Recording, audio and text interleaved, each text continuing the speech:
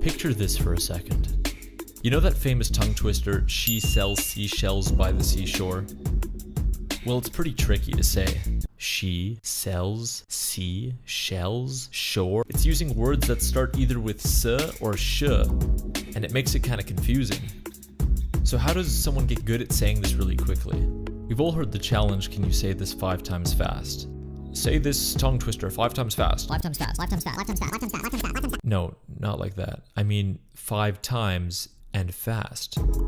Quickly. Try saying it to yourself now.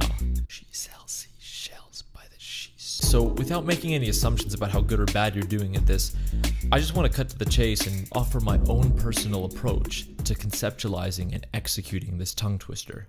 Let's get a little technical for a second. Our mouths and tongues work together to create the sounds that we want to make.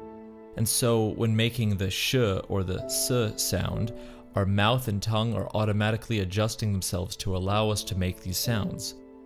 Makes sense, right? So I propose a little strategy. Why don't we come up with a mental picture or just a way to gently remind ourselves to move our facial muscles to prepare for the incoming words?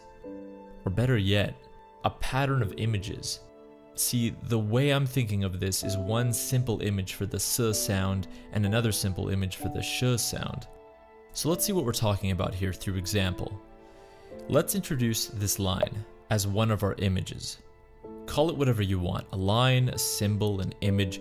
I'm just going to call it a line. Okay, well, not just one line, but this line too.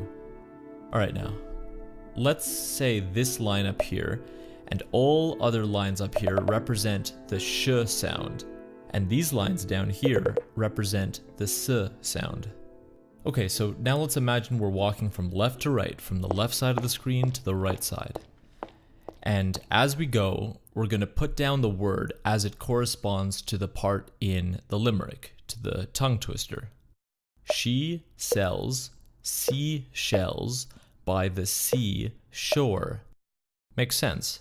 Now I want you to picture these lines in your mind.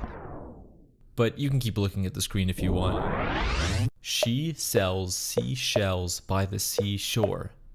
Good job. I hope you're patting yourself on the back right now.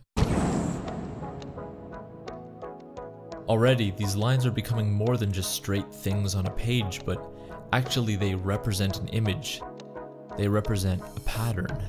We don't realize it, but there's images flashing in and out of our brain.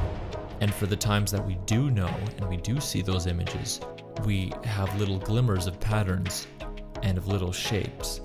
And I propose, albeit without much concrete evidence, this is how our mind is working a lot of the time.